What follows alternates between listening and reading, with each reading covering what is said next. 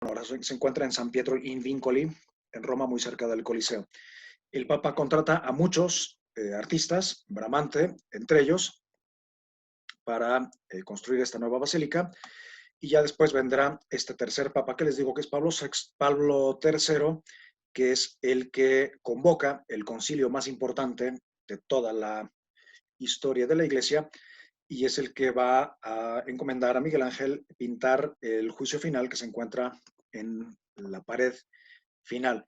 Entonces son grandes guerreros que imitan a otros grandes guerreros. En este caso, ahí al lado de la Capilla Sixtina nos encontramos este fresco que nos recuerda a otro gigante, otro guerrero espiritual en este caso, y que viene mucho al caso.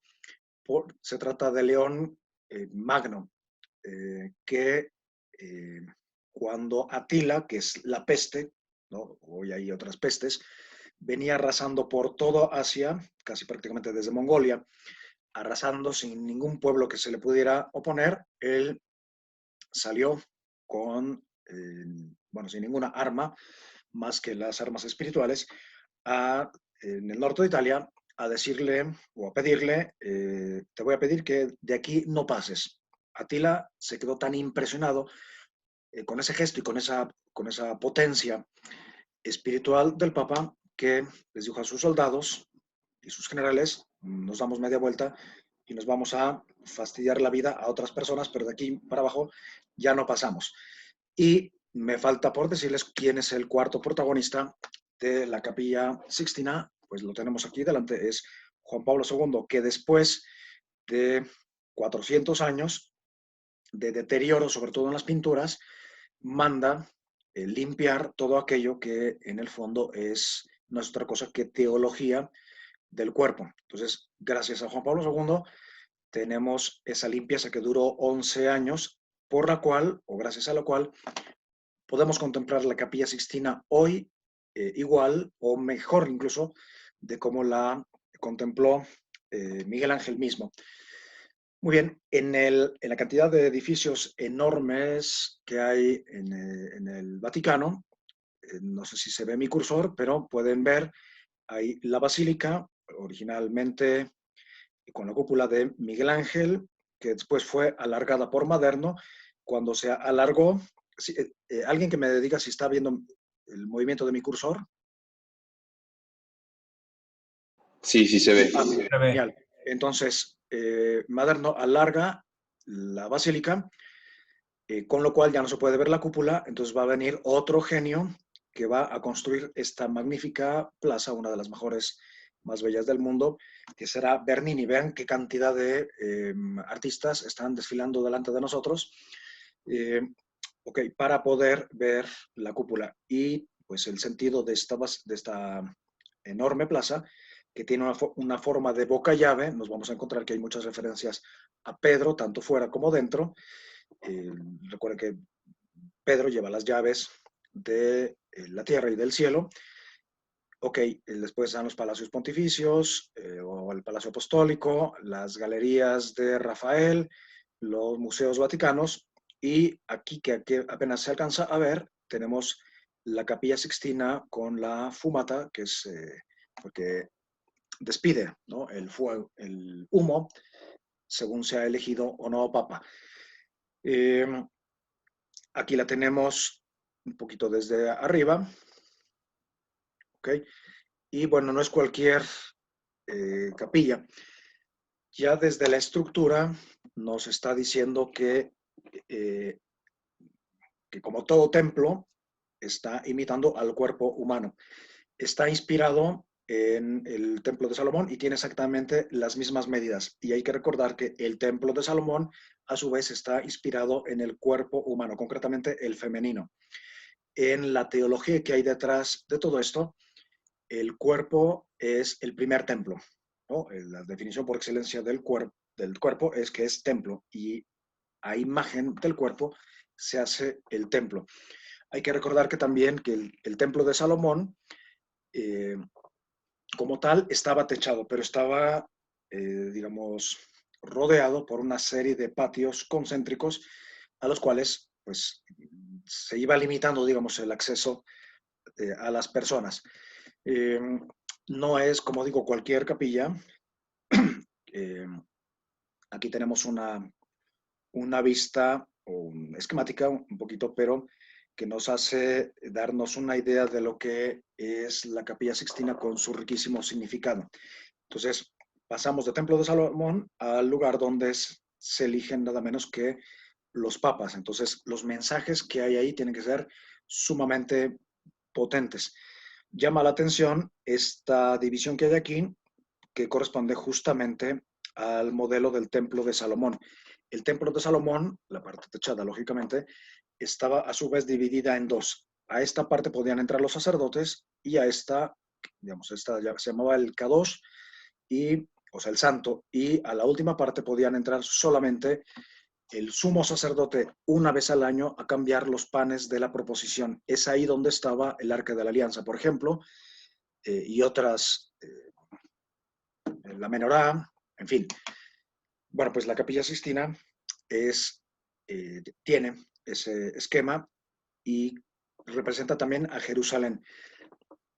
Es decir, es un cuerpo femenino. Por lo tanto, habrá muchísimas referencias a Eva, a María, a la Iglesia, a Israel como la esposa, a Jerusalén. Entonces, es un cuerpo femenino que pues tiene que ser custodiado y para eso tiene unas murallas arriba. Y bueno, encima de la bóveda de la Capilla Sixtina, que está más o menos a esta altura, se encuentra, no vayan a creer que una fábrica de galletas o de chocolates, sino que es un cuartel, o sea, no es cualquier cosa, como digo, porque representa a Jerusalén que tiene que ser defendida. Y ya desde este esquema nos damos una idea de la organización. Aquí abajo tenemos unos cortinajes que vamos a descubrir qué es lo que va ahí.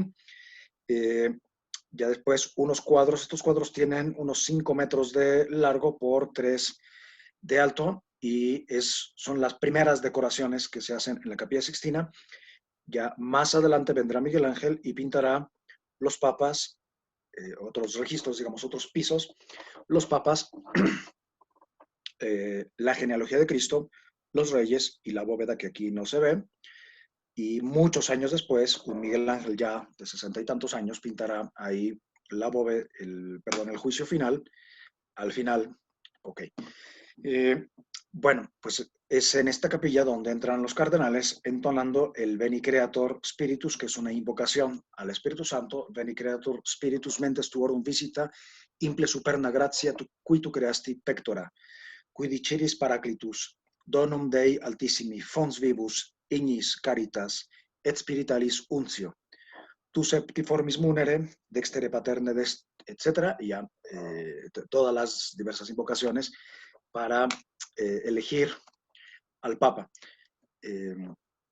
O sea, no es cualquier capilla. Y vamos a ver justamente los mensajes que le dan principalmente a los cardenales, al Papa y ya en segunda instancia a los que nos acercamos allí a la Capilla Sixtina.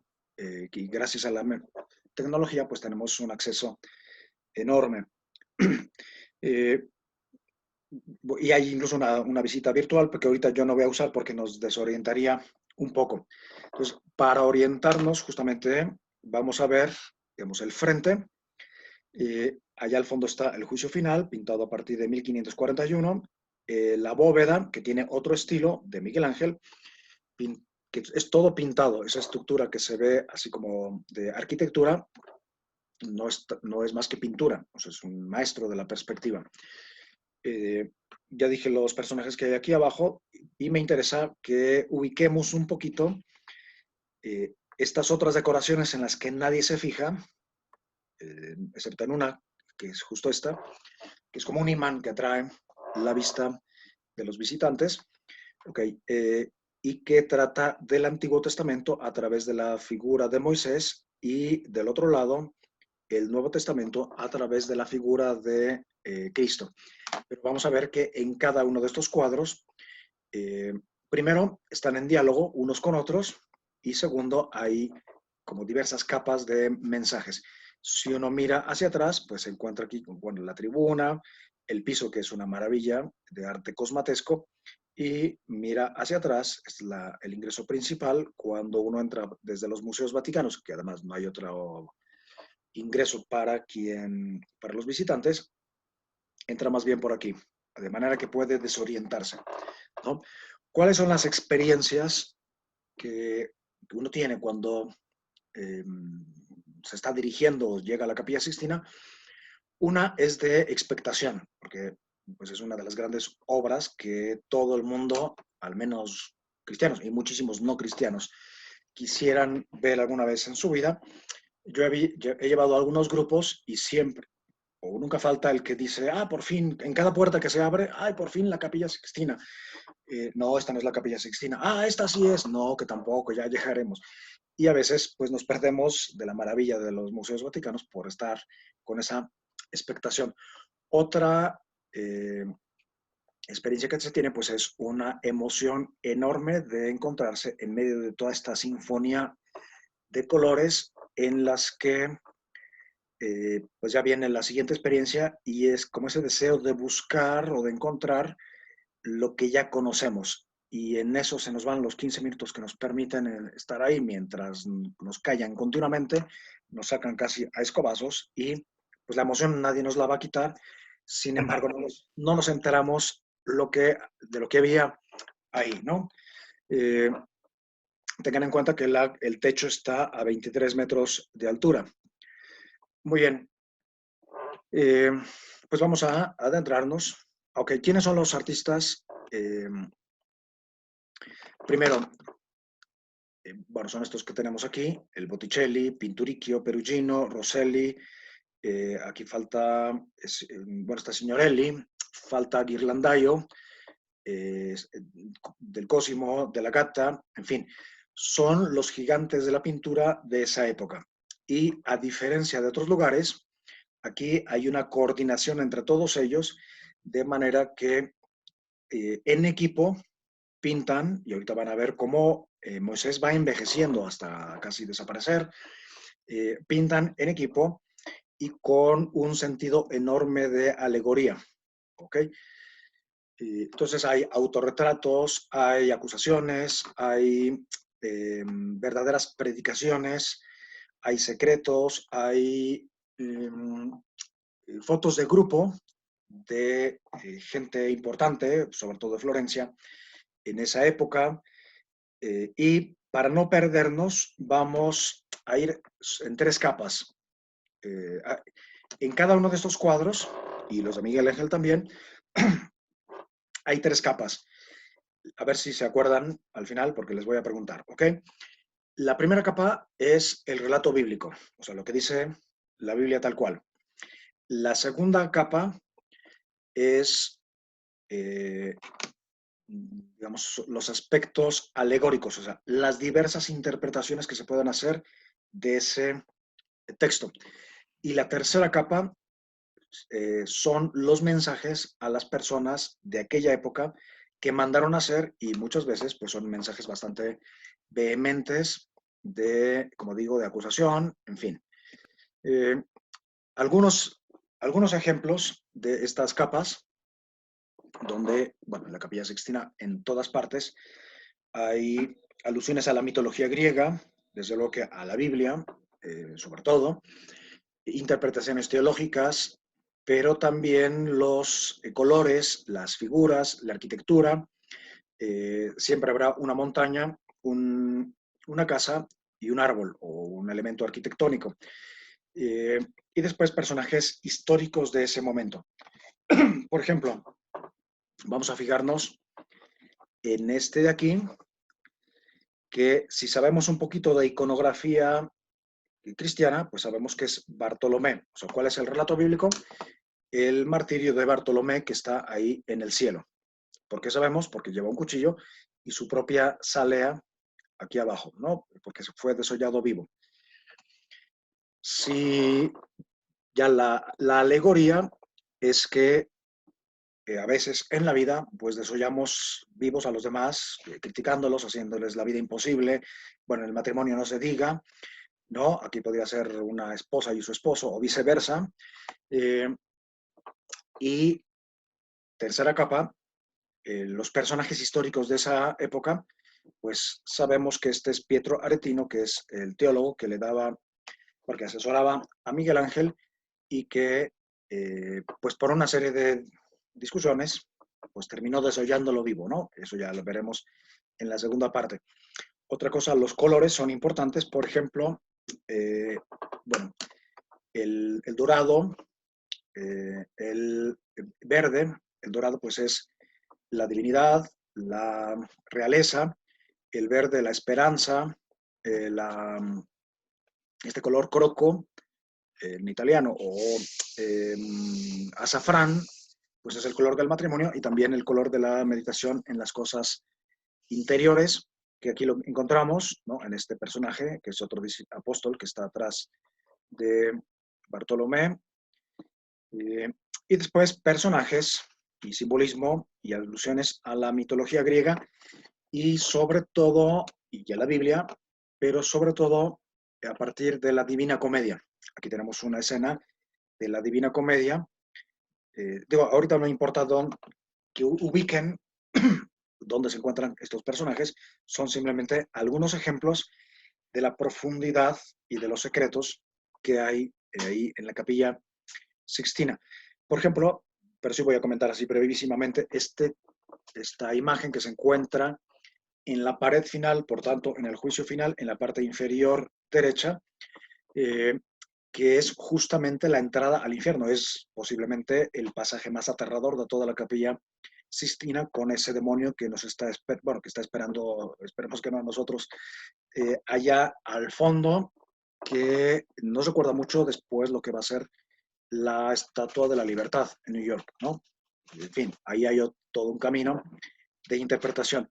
Y en primera persona, en primera fila, está ese personaje que según la Divina Comedia está recibiendo a los condenados, no les entrega su número para que esperen, se sienten ahí y esperen su turno.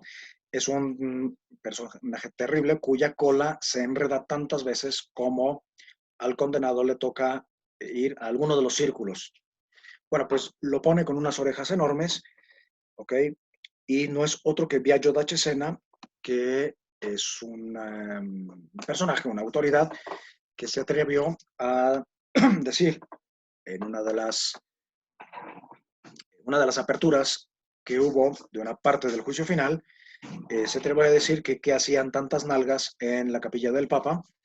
Entonces Miguel Ángel se la guardó y lo colocó como un ignorante ahí a la puerta del infierno, que no dentro, pero sí a la puerta, como diciendo, si no te conviertes, o al menos todavía hay esperanza.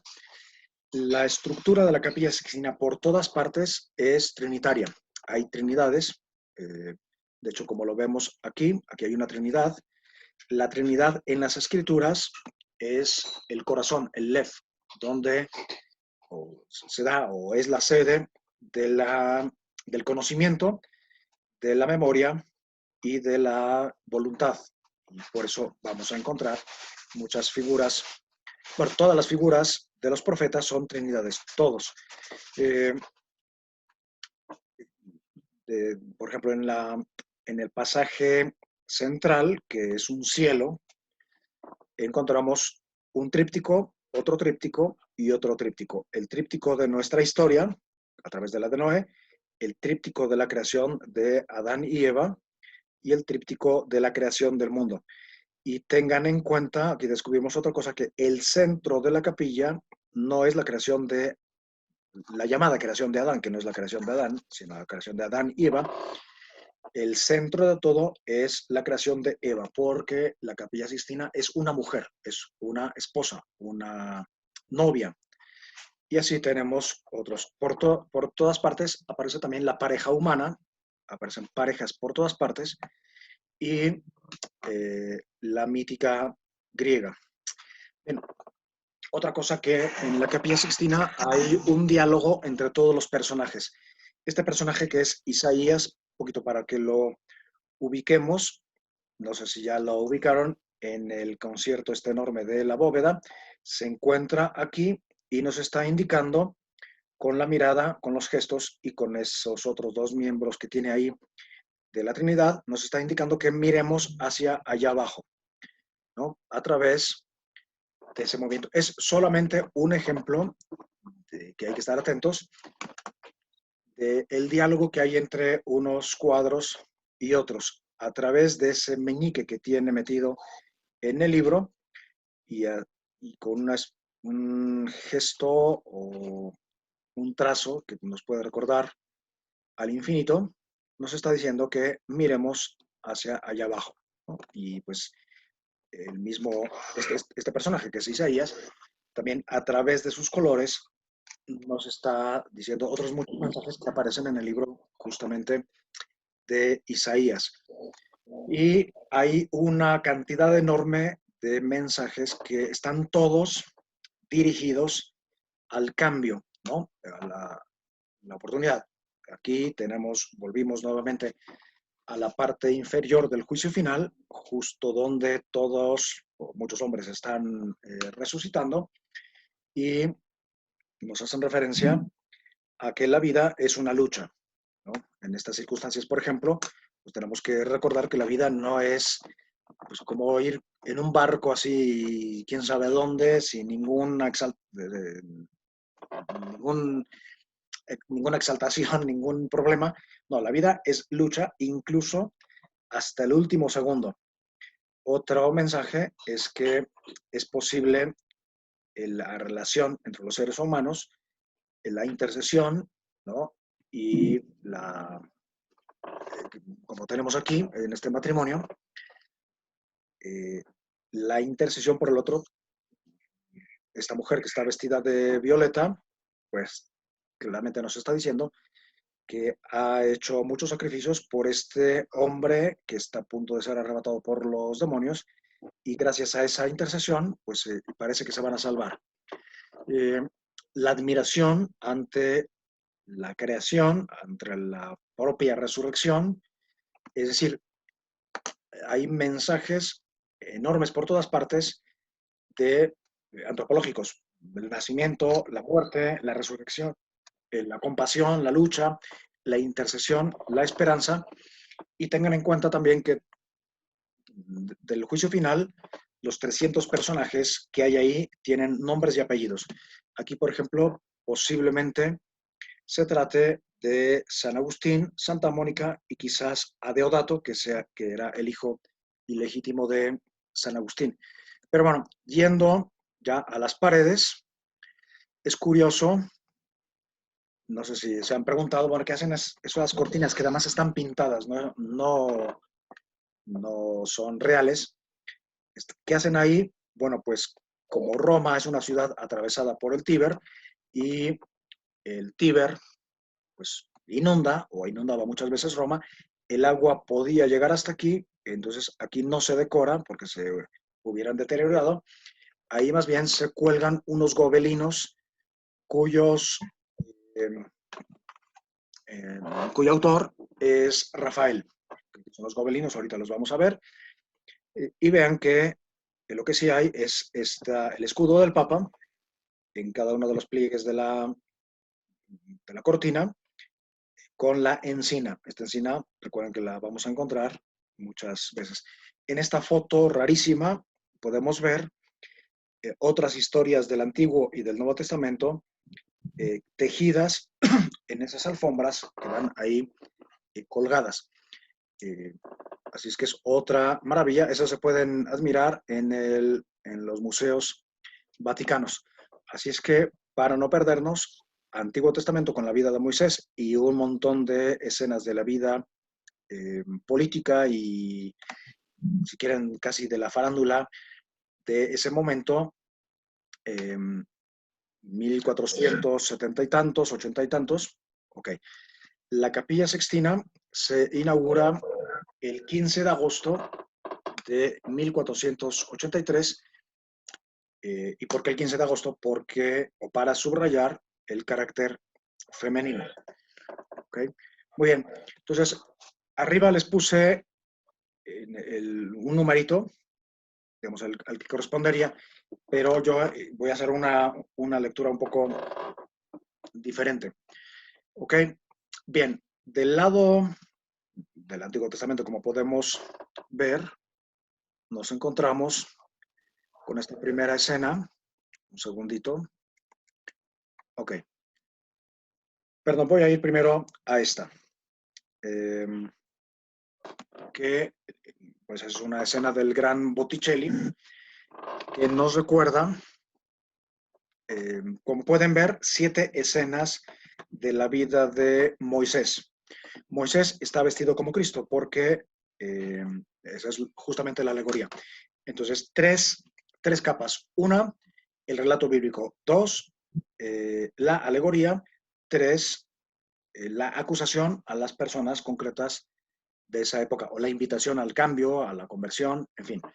Uno, tenemos claramente 7 escenas de la vida de Moisés, el momento en que está golpeando al egipcio, el momento en que huye al desierto, se encuentra con unos pelafustanes que están molestando a unas mujeres, entonces los combate, los expulsa y delante de un pozo se encuentra con Débora y sus hermanas, la que va a ser su mujer, que va a ocupar un papel importantísimo en el Antiguo Testamento.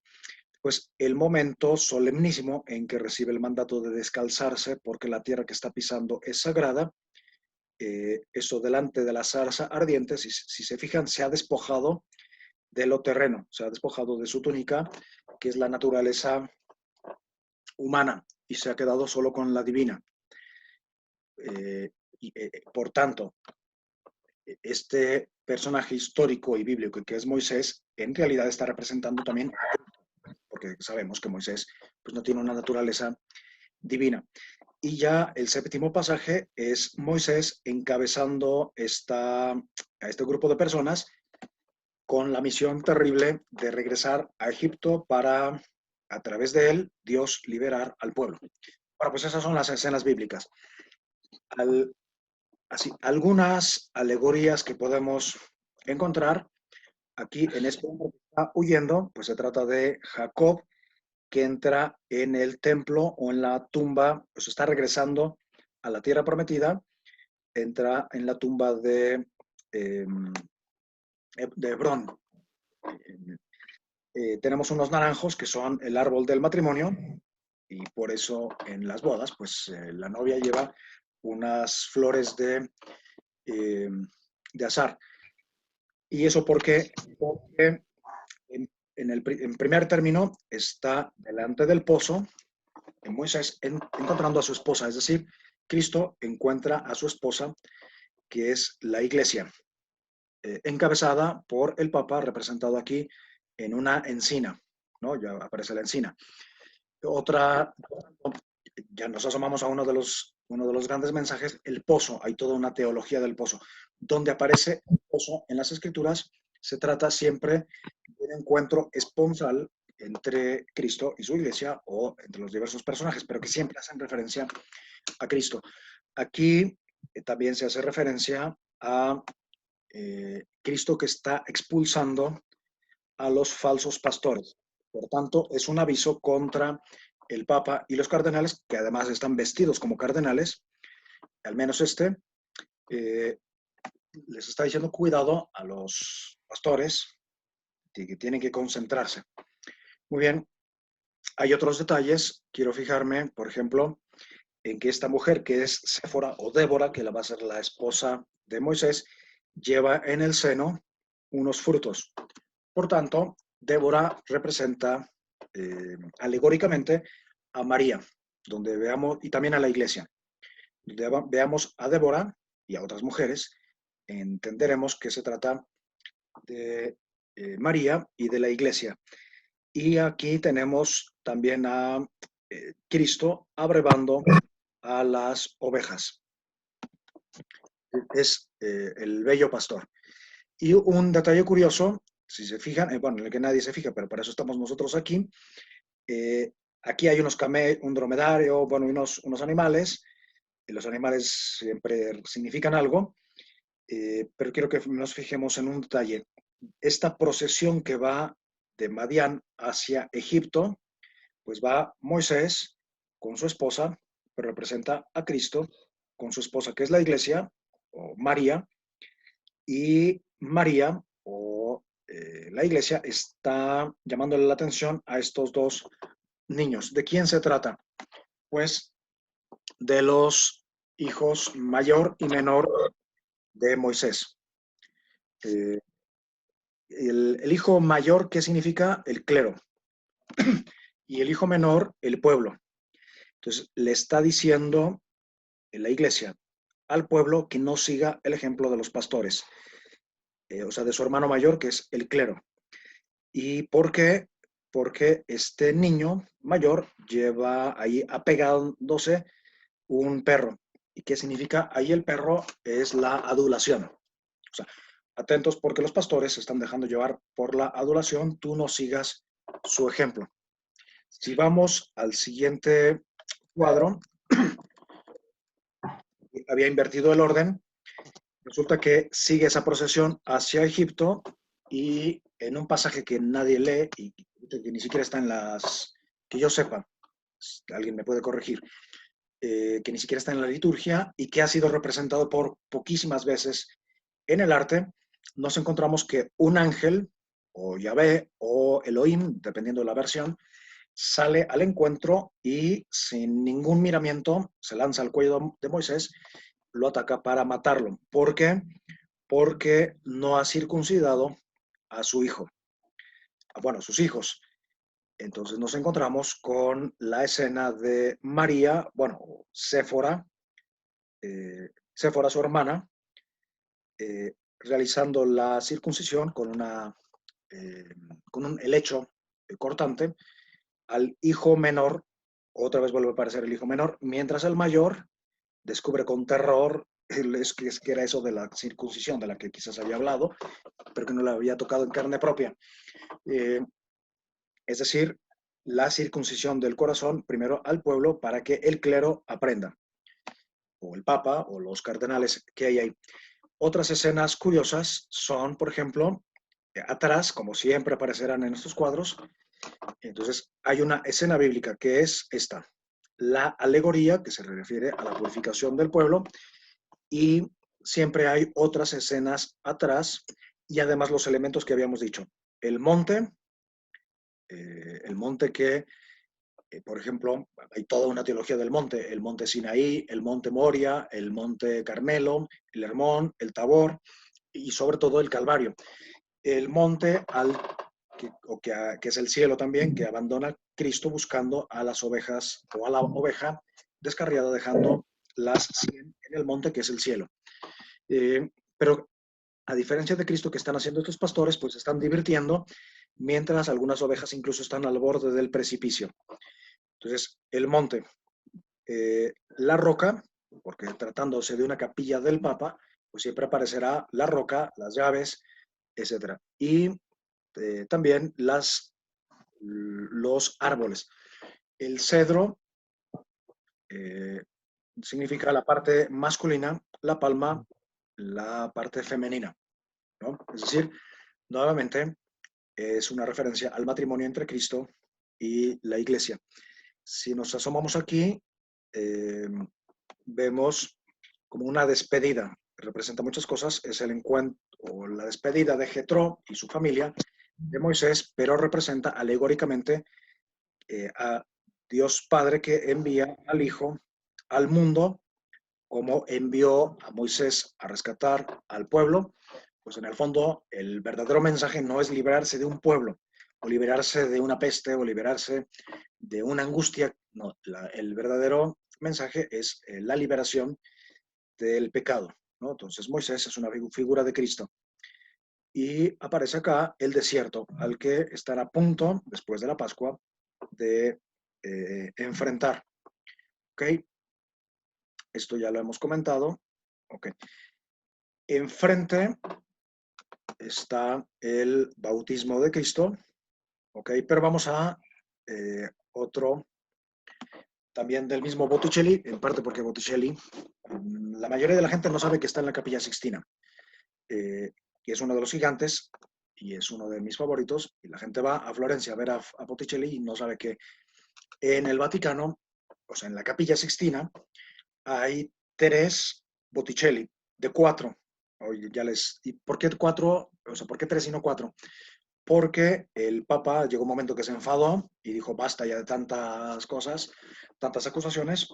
Entonces rompió el contrato con Botticelli y Botticelli regresa a Florencia y algunos de los pintores, como Pinturicchio y el Perugino, se van a solidarizar con Botticelli, que además no solamente estaban disgustados por todo lo que veían en la iglesia, sino que además no les pagaban, que eso también, el bolsillo a veces es un elemento que nos puede activar, ¿no? Muy bien, en, esta, en este recuadro, que tiene, como digo, 5 metros de largo por unos 3 de alto aproximadamente, eh, la gente cuando llega ahí, pues le llama mucho la atención los colores, la perfección, los rostros, pero no sabe de qué se trata. Pero para eso tiene un título arriba que se llama Las tentaciones de Cristo. Como antes estaban las tentaciones de Moisés, enfrente las tentaciones de Cristo. Y si uno se fija, por más que busca, no las encuentra. Porque de hecho, como había dicho yo, están unas escenas en primer término, cuando nos comenzamos a alejar, hay otras escenas allá atrás. Por fin aparece fuera del campo de atención, aparece lo que da el título al cuadro. Es decir, el mensaje, y les adelanto, es las tentaciones que tenemos hoy, ¿no? Y ahorita vamos a ver cuáles son. Y que, pues Cristo también fue tentado, pero casi parecería que el título pasa a un segundo o tercer término. Es impresionante la cantidad de mensajes que hay en este cuadro. Entonces, ¿qué está relatando? Entonces, parte bíblica o la escena bíblica. Hay varias escenas bíblicas. En primer término está una cosa que viene en el Levítico, un pasaje o un mandamiento, y es que el leproso, cuando es curado, tiene que presentar ante el sumo sacerdote, que el sumo sacerdote en el templo tiene la función de esa relación erótica del pueblo con Dios a través de él. Ok, pero quien ha sido curado de la lepra tiene que presentar una ofrenda que consiste en 3 cosas. Bueno, me voy a fijar en 2. En una bandeja con 2 animales, en un atillo de leña de cedro, ¿okay? Que tiene que presentar, y ya después de una ceremonia es el que hace el sumo sacerdote, y no cualquier sacerdote, sino el sumo sacerdote, porque ha sido curado de la lepra. Ok. Otras escenas que tenemos, en este caso evangélicas, pues están acá arriba las 3 tentaciones. Haz que estas piedras se conviertan en pan, arrójate de aquí para que todos te reconozcan del pináculo del templo. Y la tercera tentación, todo esto te daré si te postras delante de mí. Vuelve a aparecer la montaña, la casa o el templo y la roca. Y la peor de las tentaciones justamente está encima de la roca y curiosamente encima de una encina que la tenemos aquí, que prácticamente, como vimos antes, esto es el escudo del Papa, ¿no? Muy bien. Eh, la alegoría, ¿cuál es? Pues hay muchísimas alegorías o interpretaciones de esos textos. Por ejemplo, en la base de triángulos, aquí tenemos a el padre que está enviando al hijo y que la bandeja de barro que tienen los 2 animales se ha convertido en oro. Es la redención. Sería como el Antiguo y el Nuevo Testamento. El Padre, el Hijo y la presencia del Espíritu Santo a través del fuego. Otra de las cosas que tenemos aquí, así caminando,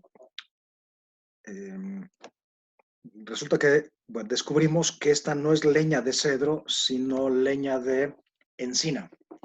O sea, vuelve otra vez a arremeter Botticelli contra el Papa y sus familiares, porque ahorita iremos a la historia.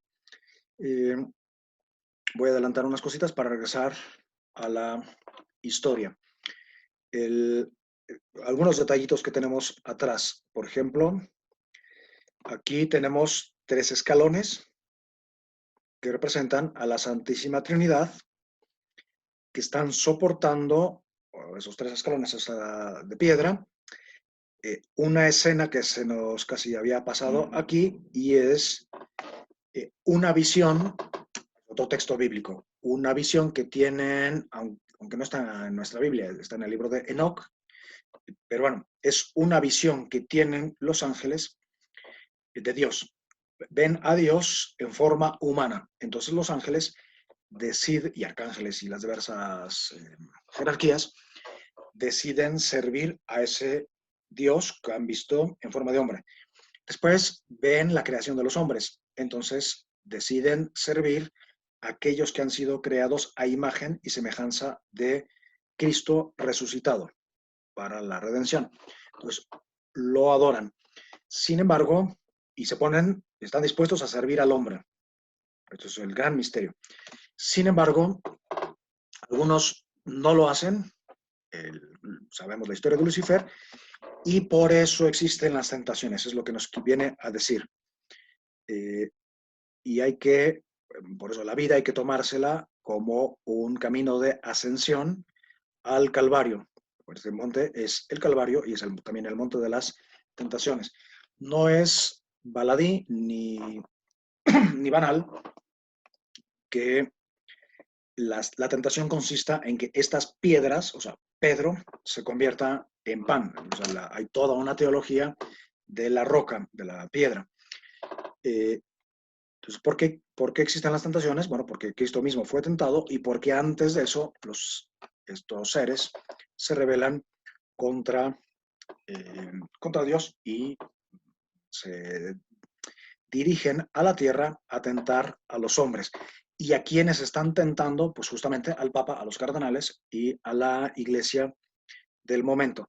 Entonces, si regresamos, ya dijimos la alegoría. Bueno, los textos bíblicos son esos: la tentación, la presentación del leproso ya curado, que representa también a Cristo, ¿no? Cristo en la cruz es como un leproso que después de la resurrección se presenta como un hombre curado ante Dios, pero ya hay toda una teología en la que no voy a seguir. Pero históricamente, ¿qué estaba pasando? Pues resulta que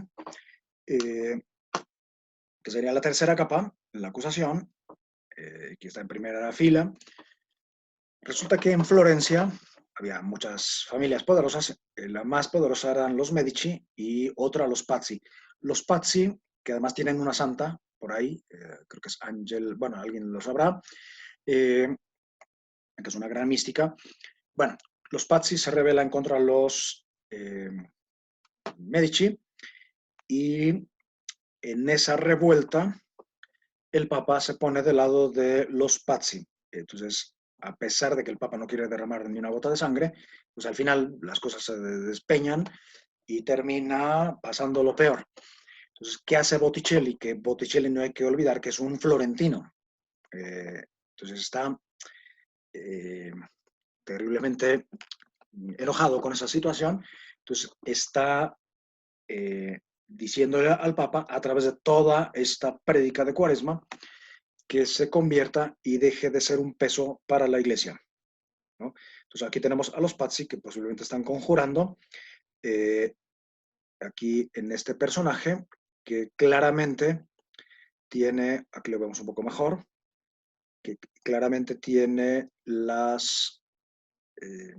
emblema del Papa, o sea, es el manto con las encinas, y está encimándose, eso está oprimiendo a la Iglesia. Y después tenemos aquí a los personajes florentinos que en esa época vivían en Roma. Es como una foto así de grupo subida a Facebook, que además, si a nosotros nos hubieran preguntado en esa época, ¿quieres salir en un cuadro de Botticelli en la Capilla Sixtina?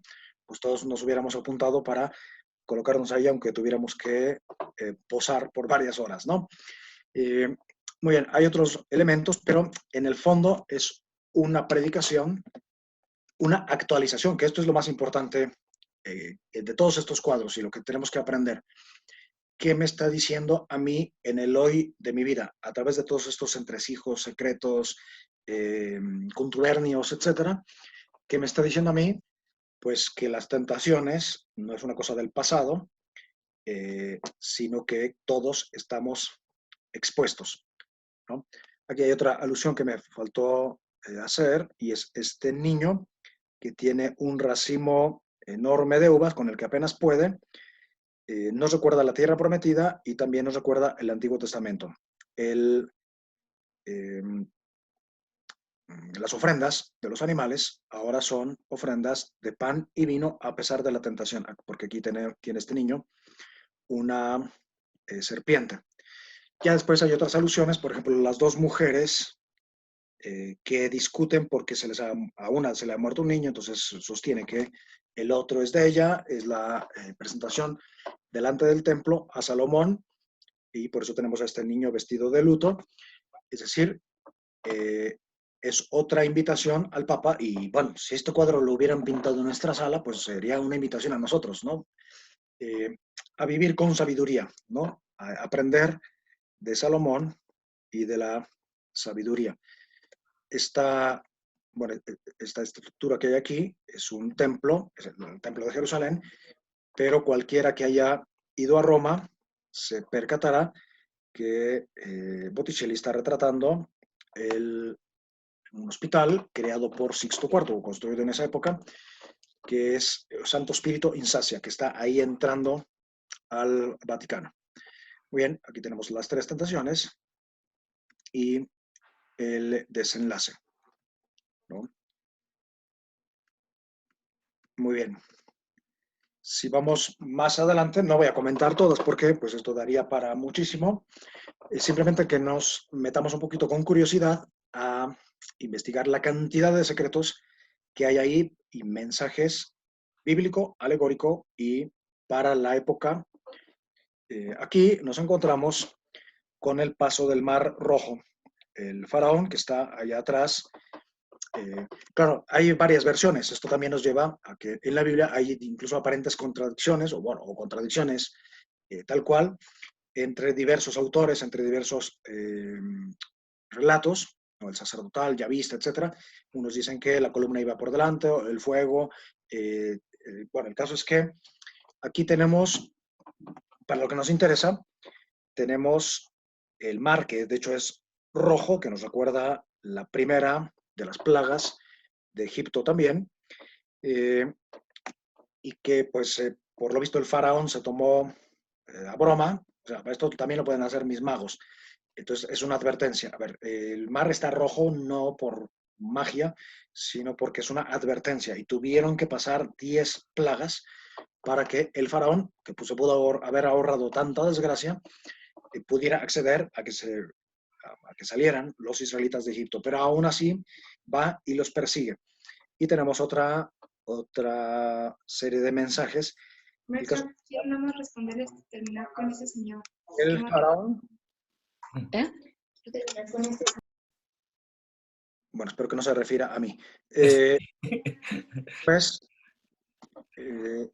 aquí tenemos, bueno, al ejército del faraón y todos felices y contentos y también admirados porque se han librado de las aguas.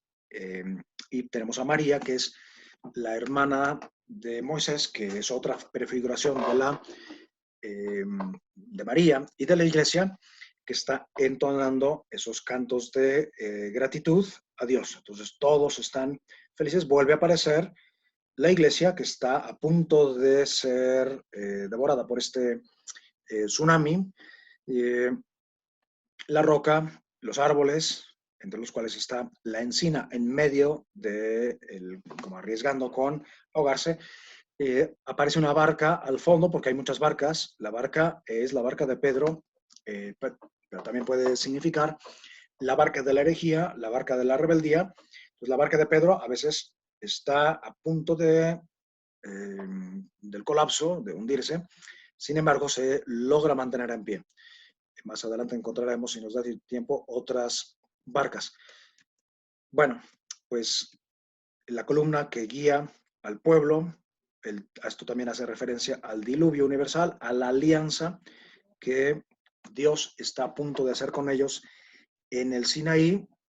Y bueno, habíamos dicho que todos estaban felices, pero estos no parecen tan felices, ¿no? Que están ahí en medio del agua y a quién posiblemente se refiere el autor de la Gata. Pues si se fijan, nos encontramos aquí un retrato de Julio II, o Giuliano della Rovere, sobrino del Papa, Sixto IV, que va a ser Papa después de va a venir Alejandro VI, otro Papa de breve duración, y este hombre va a ser elegido Papa. Quizás la acusación es al Papa que tenga cuidado porque pues, está arriesgando incluso la vida de su primogénito, aquí simbólicamente, que sería en realidad su sobrino. Si uno sigue adelante, está el castigo de los rebeldes, que curiosamente, bueno, no sé si saben a qué se refiere, son pasajes del Éxodo, del Levítico, de esos libros sumamente profundos,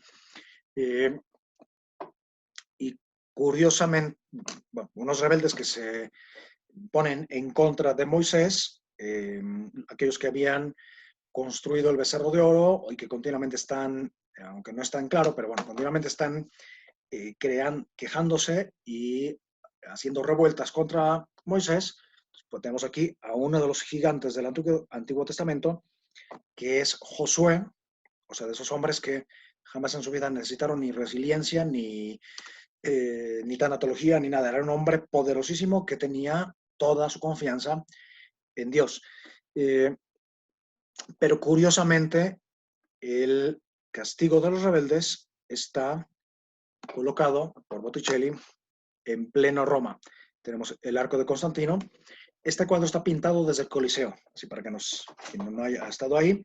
Tenemos el Tíber allá al fondo, Circo Máximo, el Palatino, de este lado el Monticello, y una serie de referencias, ¿no? Ya quedamos que esas tres cosas. Uno, el pasaje bíblico, el castigo de los rebeldes. Dos, atentos, porque continuamente tenemos la tentación de ser rebeldes y habrá un castigo. Y posiblemente aquí la advertencia sea contra las herejías o contra el Concilio de Basilea, que ha prácticamente depuesto al Papa. Botticelli, como muchos artistas, el mismo Bernini, pone ahí arriba el busto, en este caso posiblemente no sea el del Papa, perdón, un poquito el perfil de lado de posiblemente las herejías. Y en esa inscripción que no corresponde con el texto del verdadero Arco de Constantino, que conmemora la victoria de la cruz, escribe esta frase: Nemo sibi assum ad honorem, nisi vocatus ad Deo tamquam Aaron. A nadie le viene la gloria por sí mismo si no le es dada, como en el caso de Aarón. Es decir, no importan los puestos. No es el puesto, puede ser un barrendero y tener la gloria. O sea, no es el puesto lo que te da la gloria. Y como digo, posiblemente más que al Papa se refiera a los herejes, ¿no? De hecho, tenemos ahí unas barcas rotas y la barca de Pedro a punto de zarpar, que sería pues la confianza. Si uno sigue adelante, de todas las sinfonías de colores que nos distraen, etcétera, cuando entramos a la Capilla Sixtina sin saber estas explicaciones, este que tenemos aquí, nos atrae la mirada. Apenas entrar o cuando pasamos por el centro, ¡pum!, nos atrae la mirada porque, pues aparte por la perspectiva, por todo el significado, y tiene muchísimos secretos. Como en la Capilla Sixtina es elegido el Papa, pues en aquella época en que no había, digamos, otras dependencias, la Capilla Sixtina se montaba como un hotel prácticamente, y cada uno de estos cuadros correspondía a una celda, y se decía que al que le tocara este cuarto, por así decir, era justo el que iba a ser elegido, para desgracia suya o para gloria, ¿no? Dependiendo de las circunstancias. Y tenemos otros, digamos, el esquema, ¿no? De una escena bíblica es Cristo entregando las llaves a Pedro delante de los demás apóstoles y atrás el templo de Salomón en forma de octágono. ¿Por qué octágono? Porque está haciendo referencia a la redención. Cristo ha venido a fundar su iglesia como una comunidad en la que los hombres pueden encontrar el octavo día de la creación, que es la resurrección. Eso es el octavo, por eso es tan importante, el octágono. Mientras con unas piedras, o sea, Cristo está nombrando a Pedro piedra, mientras con unas piedras están tratando de lapidar a Cristo justamente en la explanada del templo.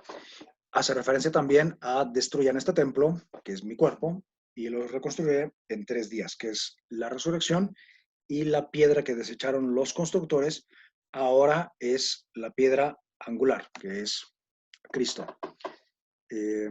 Bueno, aquí tenemos algunos acercamientos. Del otro lado tenemos el pago del impuesto por parte de Cristo. Cristo paga el impuesto de Pedro. Enfrente tenemos esas piedras en las que está escrita la ley, que han sido entregadas a Moisés, que Moisés está presentando al pueblo, y en la siguiente escena está rompiendo. Vean que es un Moisés que ya ha envejecido. Esa primera alianza se rompe, entonces Moisés arroja esas piedras al suelo. Enfrente tenemos, si antes teníamos la antigua ley, escrita en tablas, ahora tenemos la nueva ley, que son las bienaventuranzas, escritas en el corazón, ¿no? Y bueno, aquí también hay una cantidad enorme de detalles, el monte, la roca, los árboles, pero de esta voy a fijarme más en los pájaros, que hasta ahora no los hemos tocado. Los pájaros en toda esta alegoría siempre significan algo. La paloma, la nobleza, de hecho, muchas veces las palomas llevan unas, bueno, como las palomas normales que vemos en todos lados, sus patas son rojas. Es decir, es una referencia al martirio, o sea, estar siempre dispuestos al martirio. Por eso el Papa y los cardenales llevan los zapatos rojos, ¿no? Y las calcetas rojas, no es nada más una moda. Pero encontramos aquí 2 pájaros típicos. El halcón significa la nobleza. Los halcones son esas aves que vuelan muy alto. Encontramos alguna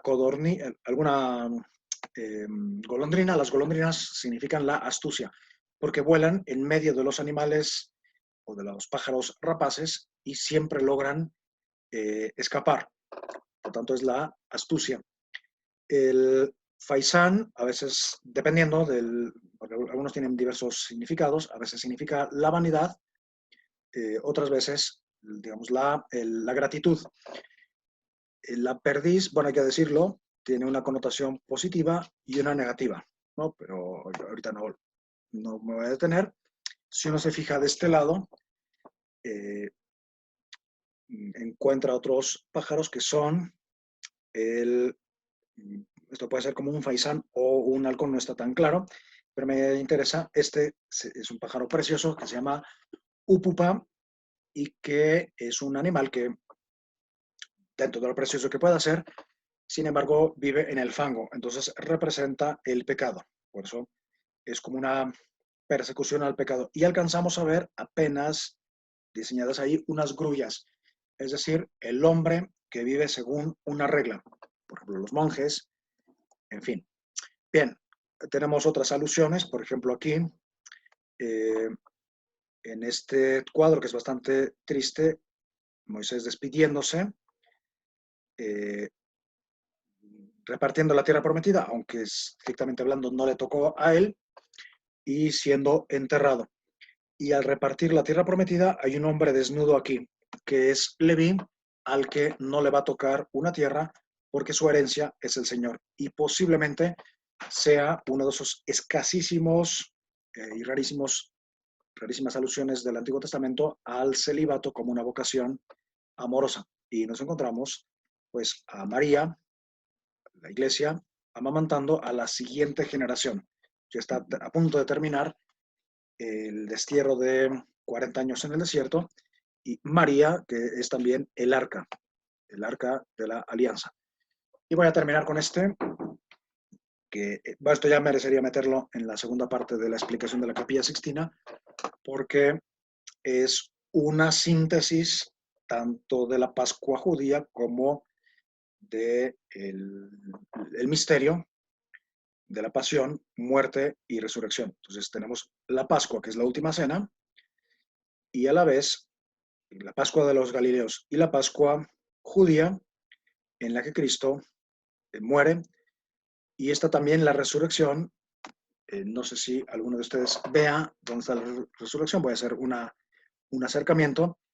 En estos tres recuadros que hay como fondo de la última cena, está la oración en el huerto, el prendimiento y la crucifixión. Y sobresale la figura de Pedro, que está dormido. Entonces es una llamada de atención a Pedro: estás dormido, estás actuando equivocadamente al cortarle la oreja a Malco, y sin embargo te estás arrepintiendo. El famoso Gallicantu, que es esa escena en la que Pedro llora. En las escenas de la última cena y en otras, como las bodas de Caná, aparecen siempre bandejas de hierro o de oro, perdón, de hierro o plata, o de bronce, y otras de oro. Es decir, el paso de la antigua a la nueva alianza. Y bueno, yo lo voy a dejar ahí porque si no nos alargamos hasta diciembre, porque hay tantos secretos aquí en la Capilla Sixtina que lo podemos, si quieren, dejar ahí. Espero que les haya gustado, y ahora más bien abrimos un espacio a una discusión. No sé, Marco, que... Mil gracias, Oscar. Como siempre, interesante lo que nos propones. Ciertamente creo que tener un curso completo sobre los misterios de la Capilla Sixtina, porque no lo da a una conferencia, y creo que podríamos proponerlo. De todos modos, como bien mencionada también ahí en el chat, la maestra Ana Mari, en el Juan Pablo II, en la página www.familia.edo.mx, te metes en donde dice librería, y de la librería vienen cursos breves, y ahí vienen algunos cursos que está dando Oscar. Uno que parece interesante, que es crecimiento en virtudes con los grandes artistas. Creo que eres tú, ¿no, Oscar? Sí. Y también el de fuerza y esperanza desde la Biblia, ¿no? Creo que también es todo desde arte, y no sé si tengas otro que tengas por ahí. Sí, bueno, en el de la Biblia tocamos otros aspectos de la Capilla Sixtina, pero pues lógicamente hacemos todo un recorrido de la Biblia, pero con obras de arte. Entonces es maravilloso, en clave de fortalecernos y crecer. Y tengo varios de arte. Está ese que dijiste tú, y otro, bueno, uno de teología del cuerpo y del amor desde el arte, ¿no? Sí, exacto, muy bien. Y yo quería preguntarte, sé que es una pregunta que muchos te han hecho y que quizás no haya bibliografía, pero ¿dónde uno puede saber de esto? Si leer o de plano está todo en tu mente, o hay estudios donde pudiéramos conocer un poco de estos misterios de la Capilla Sixtina. Bueno, en realidad es una pregunta interesantísima. Y espero que no sea con malicia, ¿no? ¿De dónde se sacó todo? ¿De dónde se inventó todo esto? Buenísima la pregunta. Primero, o sea, las diversas fuentes. La primerísima de las fuentes es la Biblia. Y de hecho, la Capilla Sixtina, como otras muchas o catedrales o obras de esa época, son libros. O sea, lo que nos quieren decir es, lee este libro. Y muchas veces son el Biblia Pauperum, o sea, un libro para los pobres, o sea, los que no saben leer y escribir, pues que lean ahí a veces con una interpretación. Segundo, pues la Biblia. Ahí están tal cual los pasajes bíblicos. Segundo, hay muchas obras, tanto de los santos padres como después del medievo, que interpretan alegóricamente los pasajes. Entonces también están ahí. Pero, por ejemplo, las obras de San Ambrosio, que hay un Ambrosio, un pseudo Ambrosio, que es la Expositio Septem Visiones, la exposición de las 7 visiones, el Apocalipsis de Amadeo Beato, homilías de Orígenes. Orígenes es uno de los grandes maestros de la alegoría, San Juan Crisóstomo,